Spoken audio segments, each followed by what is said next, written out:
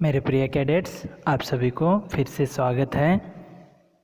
मैं आशा करता हूं कि जो हम मनुष्यता जो आधुनिक कविता है इसका हम विस्तृत अध्ययन कर रहे हैं, एक एक पंक्तियों का विस्तृत अध्ययन कर रहे हैं। तो फिर एक बार कक्षा 10वीं पद्य भाग में से पाठ संख्या 4 जिसका कविता का शीर्षक है मनुष्यता, इसके कवि हैं मैथिली शरण गुप्त, इसका अध्ययन कर रहे हैं। तो आज हम जो मनुष्यता कविता की 5वीं पंक्ति का अध्ययन करने जाने वाले हैं, जो इस प्रकार है। सहानुभूति चाहिए, महाविभूति है यही। क्षमा कीजिए, यहाँ पर से स्टार्ट होगा। रहो न भूल के कभी मधांध तुच्छ वित्त में, सनात जान आपको करो न गर्व चित्त में। अनाथ कौन है यहाँ, त्रिलोकनाथ साथ है। दयालु दीन बंधु के बड़े विशाल हाथ हैं। अतिव भाग्यहीन है अधीर भाव जो करे, वही मनुष्य है कि जो मनुष्य के लिए मरे। तो इस 5वीं पंक्ति को पढ़ने से पहले हम पहली, दूसरी, तीसरी, चौथी पंक्तियों को थोड़ा बहुत हम याद करना बहुत ही ज़रूरी है। पहले पंक्ति में मैथिली शरण गुप्त यही कह रहे हैं कि मनुष्य जो है वह एक ना एक दिन मरने वाला है। जन्म लिया है तो उसका मरण जो है अवश्य है, इसके लिए डरो मत। और जैसे यहाँ पर गाय का उदाहरण दिया, अपने गाय वह अपने हिस्से के जो अनाज खाकर चले जाते हैं, लेकिन मनुष्य समाज जीवी है, वह दूसरों के लिए भी जीता है। ऐसे पहले पंक्ति में मैथिली शरण गुप्त बहुत ही सुंदर उदाहरण के सहित विवरण किया। दूसरे पंक्ति में यही कहते हैं कि सरस्वती उसी उदार मनुष्य के गुणगान करती है जो दूसरों के साथ आत्मीयता से रहते हैं। धरती भी उसी उदार मनुष्य को जनकर स्वयं को धन्य मानती है, जो ऐसे सत्कर्म करने वालों को। उसी उदार मनुष्य का सुयश सदा सदा के लिए गूंज जाएगा, जो दूसरों के प्रति मदद करते हैं और अच्छे काम करते हैं, अपनत्व का अनुभव करते हैं। उनको जो है सरस्वती जो माता है वह उनको गुणगान करती है, यानी सरस्वती ज्ञान का प्रतीक है। उसके साथ साथ तीसरे जो पंक्ति में मैथिली शरण गुप्त ने बहुत ही अच्छी तरह से पौराणिक कथाओं के राजा महाराजाओं का उदाहरण देते हुए यहाँ पर आपको विवरण किया है। जैसे राजा रंतिदेव भूख से व्याकुल थे, लेकिन जब वह भिक्षुक को देखा तो अपना पूरा जो भोजन का थाला उसे दे दिया।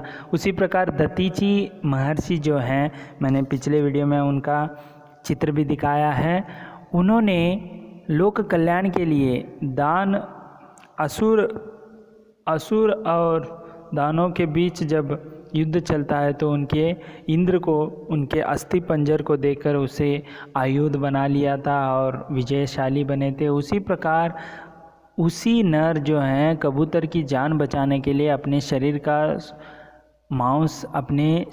मांस उन्होंने दान कर दिया था। उसी प्रकार शूरवीर कर्ण, दानशूर कर्ण ने ब्राह्मण को जब उसकी कर्ण कवच मांग ली तो वह बेझिझक उनको दे दिया। इस तरह जो है मानव मनुष्य के लिए जीता है और मरता है। यह कितने अच्छे से मैथिली शरण गुप्त आपके इस कविता में, मनुष्यता की कविता में बहुत ही सुंदर रूप से वर्णन किया है। उसी प्रकार चौथे पंक्ति में उन्होंने कहते हैं कि मनुष्य को मन में सहानुभूति होने की बहुत ही आवश्यकता है। इससे सहानुभूति होने से आपको सुख शांति मिल सकती है। दुख को देखकर मन में, दूसरों के दुख को देखकर आप में करुणा जगनी चाहिए, इसमें यहाँ पर संदेश दिया है। मनुष्य की सबसे बड़ी पूंजी जो है, यही कहते हैं वो और इस तरह जो है मनुष्य को मनुष्य से प्रेम करना है, उनसे अपनत्व बढ़ा लेना है, क्योंकि वह एक ही नहीं है, समाज में जीता है। तो इस प्रकार मनुष्यता किस प्रकार होती है, और मनुष्य बहुत ही बड़ा जो है मनुष्यता इसमें घूट घूट के भरना है। पाठकों को भी यही संदेश दे रहे हैं कि जब जन्म लेता है तो उसकी मृत्यु तय है। इस बीच या अंतराल में आपको अच्छे अच्छे सत्कर्म करने हैं, ऐसे आपको भी संदेश दे रहे हैं। तो अब हम 5वें जो है पंक्ति की ओर जो हमने अभी तक पढ़ा है, इसमें कवि कहते हैं कि पहले इसके शब्दार्थ देखेंगे। मदांत यानी पहले लाइन में देखिए, मदांत यानी घमंड के नशे में चूर होना, तुच्छ यानी थोड़ा कम, और वित्त यानी धन। उसी प्रकार अगले लाइन में देखिए, सनात है अपने स्वामी का साथ होना, गर्व है, गर्व यानी घमंड, चित्त यानी हृदय। तीसरे लाइन में देखिए, अनाथ है बेसहारा जिसका मालिक न हो, त्रिलोकनाथ 3 लोक के स्वामी भगवान संसार का रक्षक कहते हैं। चौथे लाइन में दीन बंधु हैं, दीनों के रक्षक, जो कि उनके पास कोई खाने पीने की वस्तु नहीं होती है, ऐसे दीन लोगों के रक्षक। विशाल हाथ चौथे लाइन में, बहुत अधिक शक्ति होना, अतीव 5वें लाइन में देखिए, अतीव है, अतीव का होता है अत्यधिक। भाग्यहीन यानी बदकिस्मत। उसी प्रकार अधीर यानी अधीर भाव यानी धैर्य न रखना, तसल्ली न रखना, हमेशा असंतुष्ट रहना, व्याकुल रहना। व्याकुल जो है अधीर के लिए यहाँ पर किया है। अंत में वही कह रहे हैं कि वही मनुष्य है कि जो मनुष्य के लिए मरे। तो लेखक यहाँ पर कवि पाठकों को संबोधित करके कहते हैं कि ये पाठक वृंद, धन की प्राप्ति कोई बहुत बड़ी उपलब्धि नहीं है, यह तुच्छ उपलब्धि है। देखिए आजकल इंसान जो है धन के उसको ओढ़ लगी है, उसके लिए वह अच्छे काम भी करने के बजाय बुरे काम ही करते जा रहा है। उसे मेहनत की कोई चिंता नहीं है, केवल उसे धन को प्राप्त करना, उपलब्ध करना यही सोच रहा है। इसीलिए मैथिली शरण गुप्त भी यही कह रहे हैं कि धन प्राप्ति करना ये बहुत बड़ी उपलब्धि नहीं है, ये तुच्छ उपलब्धि है। तुच्छ यानी जो थोड़ा कम। धन से सब मिलता होता तो प्यार मोहब्बत ये धन से नहीं पाया जा सकता। इस पर कभी भूल कर भी घमंड मत करना। देखिए आपके पास पैसा है, सब कुछ है, पैसा होते हुए भी आपकी जान बच न सकी तो पैसा लेके आप क्या करेंगे। इस तरह आपको संदेश दे रहे हैं, भूल कर भी घमंड नहीं होना कि आपके पास पैसे हैं। धन के बल पर या सांसारिक दृष्टि से स्वयं को सुरक्षित अनुभव करके अपने मन में अभिमान न करना। देखो अभिमान करना, घमंड करना, आजकल लोगों में यह बात है कि पैसा, जिसके पास पैसा है वही मालिक है, वही यहाँ पर जो है रह सकता है। दूसरे के पास जो पैसे नहीं है वह उनको देखने की दृष्टि जो है अलग है, लेकिन ऐसा कुछ नहीं है। मन बड़ा होना चाहिए, पैसों से कुछ नहीं होता। यह यहाँ पर मैथिली शरण गुप्त आपको पाठकों को बताने की कोशिश कर रहे हैं कि अभिमान मत रखो। यह सोचना कि तुम तो सनात हो। सनात यानी वही जो मैंने अभी बताया था, अपने स्वामी का साथ होना, यानी आपका जो है, आपके ऊपर जो है स्वामी की दया है, भगवान की दया है। तो आप ये याद रखना है कि आप सनात हैं।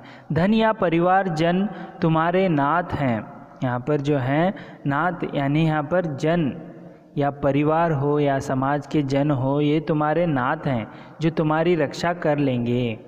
देखिए यहाँ पर आपके पास पैसा है इसका मतलब अकेले नहीं रह सकते आप, आपको कोई किसी ना किसी की मदद या ज़रूरत होती है। यदि पैसे आप फेंकने से कोई वस्तु को खरीद सकते हैं, लेकिन जो मोहब्बत है वो से आप खरीद नहीं सकते। इसीलिए आपको जो परिवारजन तुम्हारे नाथ हैं ऐसे वह कहते हैं। वह ईश्वर दीनों का गरीबों का सहारा है।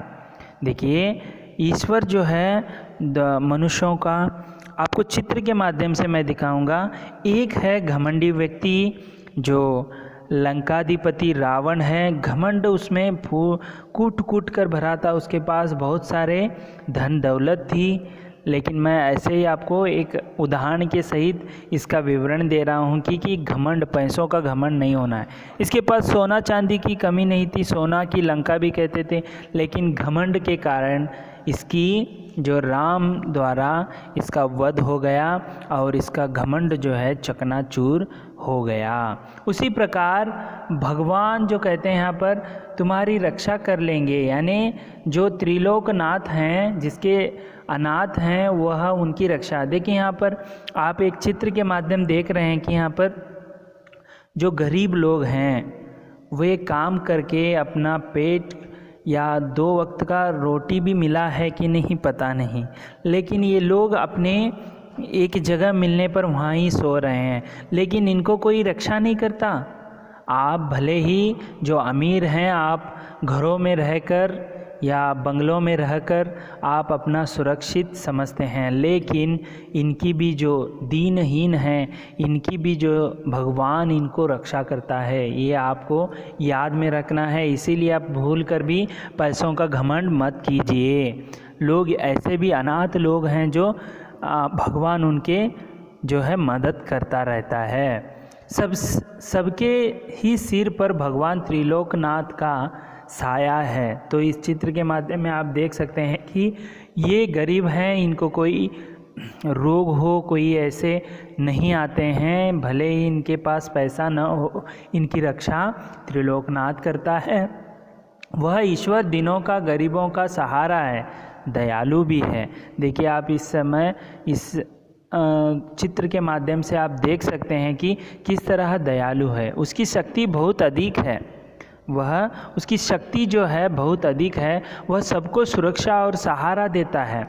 तो भगवान किस रूप में आएगा ये आपको पता नहीं होता है, क्योंकि पहले आपने देखा कि यहाँ पर पहले चित्र में जो अनाथ है, दीन है, उसे अपनी रहने के लिए एक झोपड़ी भी नहीं है, लेकिन वह एक जगह पर जहाँ जगह मिल गया वहाँ पर वो सो रहा था। और ऐसे नहीं कि भगवान उनकी रक्षा नहीं करता। देखिए भूखों को, आजकल तो कोविड-19 वायरस जो है पूरे विश्व में फैला हुआ है। गरीब लोग जो कमा कर खाने वाले, ऐसे लोग बहुत ही भूखे पेट मर रहे हैं। इसीलिए भगवान जो है किसी न किसी रूप में, यहाँ पर आप पुलिस कर्मियों को देख रहे हैं जो गरीब भूखे हैं, उनके लिए जो है खाना जो बांटते हुए देख रहे हैं। तो आप यह ध्यान रखिए कि भगवान जो है सभी को सहारा देता है, गरीब हो या दीनों को। यहाँ पर देखिए, यहाँ पर पदार्थ जो है लोगों को दे रहे हैं। इसका मतलब त्रिलोकनाथ है वो सभी की रक्षा करता है। इसीलिए आपके पास धन दौलत है, इसका घमंड मत रखिए, भूल कर भी मत करने के लिए मैथिली शरण गुप्त कह रहे हैं। ये भले ही मैंने जो चित्र लिए हैं आपको समझ में आए कि किस तरह मैथिली शरण गुप्त अपने भावनाओं को व्यक्त कर रहे हैं कि यहाँ पर घमंड नहीं दिखाना है। जो मैंने एक रावण को अभी उदाहरण दिया आपको, वो घमंडी था, इसीलिए उसका घमंड तोड़ दिया गया। उसी प्रकार आपके पास धन दौलत है ऐसे समझकर आप घमंड मत करिए। आज देख रहे हैं कि अमिताभ बच्चन जो अमीर हैं, उनके पास खाने पीने के लिए कुछ कम नहीं, लेकिन उनको जो है कोविड-19 वायरस का उनको हो गया है, जो है न्यूज़ में आप देख सकते हैं। लेकिन गरीब लोग हैं, उनको कुछ भी नहीं है, लेकिन फिर भी वह जीवित हैं। उनको ऐसे कोई रोग जो है नहीं है। इसीलिए आपको समझना है कि कभी घमंड नहीं करिए। वह सबको सुरक्षा और सहारा देता है। अतः जो भी मनुष्य अपने मन में अधीरता रखता है, यानी व्याकुलता हो या तसल्ली न रखना या धैर्य न रखना, उनके लिए अधीर रखता है, वह बहुत अभागा है।